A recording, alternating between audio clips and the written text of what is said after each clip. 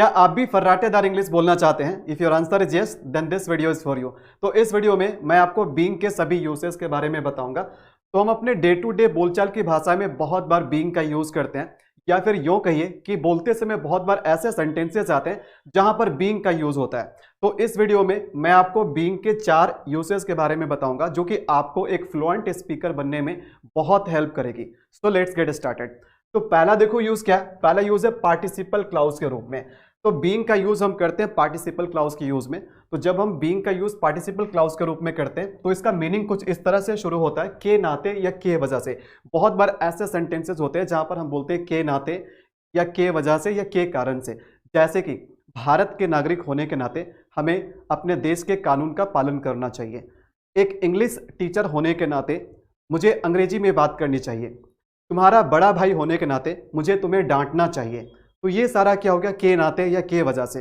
इसका दूसरा यूज है, सेकंड यूज में क्या होगा, बीइंग के बाद हम एडजेक्टिव का यूज करेंगे, तब इसका मीनिंग होगा हो रहा है या फिर बन रहा है। आगे एग्जांपल से आप इसे बहुत ही डिटेल में समझेंगे। नेक्स्ट है बीइंग के बाद हम V3 लगाएंगे, जैसे किया जा रहा है, जैसे आपको सताया जा रहा है, गरीबों का शोषण किया जा रहा है, ठीक है, आपको पढ़ाया जा रहा है। तो ये सारा क्या किया जा रहा है के सेंस में आएगा, तब यहां पर हम क्या करेंगे, बीइंग के बाद V3 का यूज करेंगे। उसके बाद बीइंग का यूज हम जेरेंड के रूप में भी करते हैं। जेरेंड आपने वर्ब के चैप्टर में पढ़ा होगा। जेरेंड एक ऐसा वर्ब होता है जो कि नाउन का काम करता है, मतलब जहां जहां पर भी नाउन आ सकता है वहां पर जेरेंड आता है। तो जेरेंड के रूप में कैसे हम इसको यूज करेंगे, तो इन चारों यूजर्स के बारे में मैं आपको एक एक करके बताऊंगा। तो चलिए सबसे पहले हम जानते हैं पार्टिसिपल क्लाउज के रूप में।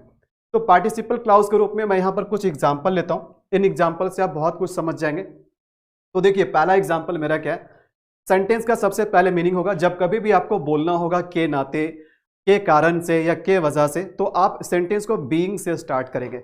जैसे एक दोस्त होने के कारण मुझे तुम्हारी हमेशा मदद करनी चाहिए, तो इसको इंग्लिश में कैसे बोलेंगे, being a friend I should always help you. तो यहां पर बीइंग से सेंटेंस को स्टार्ट करेंगे, बीइंग के बाद जो भी एडजेक्टिव या नाउन आएगा उसको लगा देंगे, और तब यहां पर कॉमा लगा करके दूसरा सेंटेंस जैसे भी होगा मीनिंग के अकॉर्डिंग हम लिख लेंगे। तो being a friend I should always help you. Next sentence क्या है, being your Elder brother I always give you the right advice. तुम्हारा बड़ा भाई होने के नाते मैं तुम्हें हमेशा सही सलाह देता हूं, सही एडवाइस देता हूं। नेक्स्ट क्या है, being rich he can afford an expensive car. मतलब क्या हुआ सेंटेंस का, अमीर होने के नाते, अमीर होने की वजह से या फिर अमीर होने के कारण वह एक महंगी कार अफोर्ड कर सकता है, वो महंगा कार खरीद सकता है, महंगा कार अफोर्ड कर सकता है। तो कभी भी आपको के नाते आपको बोलना पड़े, के होने के नाते, के वजह से, के कारण से, तो आप सेंटेंस को बीइंग से स्टार्ट करेंगे। और ये बीइंग से जो सेंटेंस स्टार्ट होते हैं बहुत बार स्पीकिंग में यूज होता है। जैसे एक सीनियर मैनेजर होने के नाते, बीइंग अ सीनियर मैनेजर।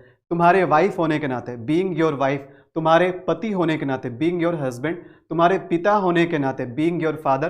तुम्हारी माँ होने के नाते, बीइंग योर मदर। तुम्हारा भाई होने के नाते, बीइंग योर ब्रदर। तुम्हारी बहन होने के नाते, बीइंग योर सिस्टर। तो इस तरह से कभी भी के नाते का अगर सेंस आए ना, मतलब नाता का मतलब रिश्ता भी जुड़ रहा है, और वहां पर क्या हो रहा है कि कहीं ना कहीं हम एक कारण बता रहे हैं, एक रीजन बता रहे हैं कि कोई भी काम हम क्यों कर रहे हैं या कोई भी काम क्यों हो रहा है। तो इसके लिए आप क्या करोगे, सेंटेंस को बीइंग से स्टार्ट करोगे। आई होप कि आपको ये यूसेज समझ में आ गया। चलिए और हम नेक्स्ट यूज के बारे में जानते हैं। तो यहां पर ध्यान देना कि यहां पर जब हम बीइंग के साथ एडजेक्टिव लगाते हैं तो इसका मतलब होता है हो रहा है या बन रहा है। मतलब यहां पर कहीं ना कहीं हम बीइंग को क्या कर रहे हैं, कंटिन्यूअस के फॉर्म में यूज कर रहे हैं। बट यहां पर देखो इसका सेंस क्या होता है, इसका सेंस होता है कि कोई भी चीज जिसकी अवस्था या स्थिति पहले कुछ और था, लेकिन अब वो अवस्था क्या हो रहा है, चेंज हो रहा है। जैसे ध्यान देना, यहां पर हमने बीइंग लगाया और बीइंग के बाद इस तरह से एडजेक्टिव आ सकता है, जैसे बीइंग नाइस। नाइस क्या है, एडजेक्टिव है। यहां पर बीइंग के बाद जितने भी वर्ड्स देख रहे हैं सब क्या है, एडजेक्टिव है। तो जब कभी भी हम बीइंग के बाद अगर एडजेक्टिव लगाते हैं तो इसका मतलब होता है हो रहा है या बन रहा है। बात समझ में आ रही है? जैसे being nice, being rude, being silly, being selfish, being polite या बीइंग काइंड। तो यहां पर सेंटेंस का मतलब क्या हो, सबसे पहले हम सेंटेंस पढ़ लेते हैं। She is being nice to me. She is being nice to me मतलब वह मुझसे अच्छा व्यवहार कर रही है, मतलब मेरे प्रति वो अच्छा बन रही है या अच्छा हो रही है, इसका ये मतलब हुआ। तो सेंटेंस का लॉजिक क्या, लॉजिक ये है कि पहले वो मेरे प्रति अच्छा नहीं थी, उसकी अवस्था, उसका बिहेवियर में अब क्या हो रहा है, चेंज आ रहा है। तो इस तरह से चेंज बताने के लिए, किसी के पर्सनालिटी में अगर कोई चेंज आ रहा है, किसी के बिहेवियर में अगर कोई चेंज आ रहा है, तो इस टेम्पररी चेंज को बताने के लिए हम क्या करते हैं, बीइंग का यूज करते हैं, जिसके बाद हम क्या करते हैं, एडजेक्टिव लगाते हैं। तो किसी भी व्यक्ति या वस्तु के अगर स्वभाव में अगर चेंज आता है, उसके बिहेवियर में अगर चेंज आता है, तो उस चेंज को बताने के लिए हम इसे क्या करते हैं, बीइंग के बाद एडजेक्टिव लगाते हैं। आगे देखो क्या, ही इज बीइंग र्यूड, मतलब वो र्यूड हो रहा है, वह र्यूड हो रहा है, या फिर बोल सकते हैं यू आर बीइंग र्यूड, तुम र्यूड बन रहे हो, तुम र्यूड बन रहे हो, या फिर तुम र्यूड हो रहे हो। ध्यान देना, यू आर बीइंग सिल्ली, तुम मूर्ख हो रहे हो या फिर तुम मूर्ख बन रहे हो, मतलब पहले तुम मूर्ख नहीं थे बट इस जगह पे, इस पॉइंट ऑफ टाइम पे तुम मूर्ख बन रहे हो या मूर्ख हो रहे हो। नेक्स्ट क्या है, दे आर बीइंग पोलाइट, वे लोग पोलाइट हो रहे हैं, पोलाइट बन रहे हैं, मतलब उसके बिहेवियर में ये चीज चेंज आ रहा है। तो जब भी अगर बन रहा है या हो रहा है का सेंस हो, तो वहां पर क्या लगाएंगे हम, वहां पर हम बीइंग प्लस एडजेक्टिव लगाएंगे। तुम सेल्फिश बन रहे हो, यू आर बीइंग सेल्फिश। बात समझ में आ गई। चलिए नेक्स्ट यूज के बारे में जानते हैं। देखो नेक्स्ट यूज, इसका यूज बहुत होता है आपके स्पीकिंग में, बहुत बार इसका यूज होता है, तो ध्यान देना। नेक्स्ट यूज हमारा क्या है, जब भी अगर कंटिन्यूअस सेंटेंस का अगर पैसिव बनाना हो, तो ये जो सेंटेंसेज है ये सारे कंटिन्यूअस टेंस का पैसिव वॉइस है। तो ध्यान देना, जब भी हम बीइंग के बाद अगर वर्ब का थर्ड फॉर्म लगाते हैं, जब भी हम बीइंग के बाद अगर वर्ब का थर्ड फॉर्म लगाते हैं, तो इसका मतलब क्या होता है, इसका मतलब होता है किया जा रहा है या कोई काम हो रहा है, किया जा रहा है या फिर कोई काम हो रहा है। तो इस तरह के बहुत सारे सेंटेंसेस हम बोल सकते हैं। जैसे एग्जांपल में, उसे पीटा जा रहा है, जैसे एक सेंटेंस है, अगर हमें बोलना हो कि उसे पीटा जा रहा है, तो इसको कैसे बनाएंगे, ही इज बीइंग बीटेन। तो यहां पर हमने क्या किया, बीइंग लगाया, और यहां पर बीटेन क्या, बीट का थर्ड फॉर्म है यानी V3 है, तो यहां पर क्या करना है, बीइंग के बाद वर्ब 3 लगाना है। उसके बाद यू आर बीइंग इन्फॉर्म्ड, मतलब आपको सूचित किया जा रहा है, तो यू आर बीइंग इन्फॉर्म्ड। कभी भी बोलना हो कि आपको सूचित किया जा रहा है, तो आप क्या बोलोगे, you are being informed. Next देखो क्या, वे लोगों को सताया जा रहा है, वे लोगों को प्रताड़ित किया जा रहा है, तो they are being tortured, they are being tortured. ठीक है, तो नेक्स्ट क्या बोल सकते हैं, आपका कंप्यूटर रिपेयर हो रहा है, आपका कंप्यूटर रिपेयर हो रहा है, your computer is being repaired, your computer is being repaired. आपकी बातचीत को रिकॉर्ड किया जा रहा है, your conversation is being recorded. Next देखो क्या, the topic is being discussed, मतलब टॉपिक पे चर्चा हो रही है, विषय पे चर्चा हो रही है, the topic is being discussed. तो कभी भी किया जा रहा है या फिर हो रहा है, इसके लिए हम क्या करेंगे, इसके लिए हम बीइंग लगाएंगे, बीइंग के बाद हम क्या करेंगे, मेन वर्ब का थर्ड फॉर्म में लिखेंगे, और इसके पहले आपको प्रेजेंट या पास्ट टेंस के हिसाब से आपको ईजेएमआर या वाज वेयर लगाना पड़ेगा। अगर प्रेजेंट में ये बात आप बोल रहे हैं तो आप इसके पहले ईजेएमआर लगाएंगे, और अगर इसी बात को अगर आप पास्ट में बोल रहे हैं तो क्या करेंगे, वाज या वर लगाएंगे, वाज या वर लगाएंगे। जैसे कहने का मतलब है, यहां पर सेंटेंस का मतलब क्या हुआ, उसे पीटा जा रहा है, उसे पीटा जा रहा है, मतलब कि बात प्रेजेंट में हो रही है, तो इसलिए ही इज बीइंग बीटन। लेकिन अगर इसी बात को कहना पड़े पास्ट में कि उसे पीटा जा रहा था, उसे पीटा जा रहा था, तो क्या हो जाएगा, ही वॉज बीइंग बीटन। जो ही इज बीइंग बीटन है, यहां पर क्या हो जाएगा, पास्ट के लिए जहां पर इज है वो वॉज बन जाएगा, ही वॉज बीइंग बीटन। तो टेंस के हिसाब से आपको क्या करना है, ईजेएमआर या वाज वेयर को आपको लगा लेना है। बात समझ में आ रही है। तुम्हें सूचित किया जा रहा है, अगर इसी को पास्ट में करना हो, तुम्हें सूचित किया जा रहा था, तो यू वर, ध्यान देना, यू के साथ क्या करेंगे, पास्ट में वर लगाएंगे, वर, यू वर बीइंग इन्फॉर्म्ड। वे लोगों को सताया जा रहा था, वे लोगों को प्रताड़ित किया जा रहा था, दे वर बीइंग टॉर्चर्ड। आपकी कंप्यूटर का रिपेयरिंग हो रहा था, your computer was being repaired. बात समझ में आ रही है। The topic was being discussed. तो कभी भी पास्ट में करना हो तो वाज वर कर लेंगे, प्रेजेंट में रखना हो तो ईजेएमआर करेंगे, और उसके बाद क्या रहेगा, बीइंग प्लस वर्ब 3 रहेगा। तो आई होप कि ये सारी चीजें भी आपको बहुत अच्छे से समझ में आ गया, क्योंकि ऐसे सेंटेंसेस के जो स्ट्रक्चर होते हैं आपके स्पीकिंग में बहुत बार यूज होता है। आप खुद इसको रियलाइज करके देखिए कि जब आप बोलते हैं तो ऐसे बहुत बार सेंटेंसेस आता है। जैसे आपको पढ़ाया जा रहा है, अगर ऐसा बोलूंगा कि आपको अंग्रेजी पढ़ाया जा रहा है, तो यहां पर कैसे सेंटेंस को बनाओगे, you are being taught English, you are being taught English.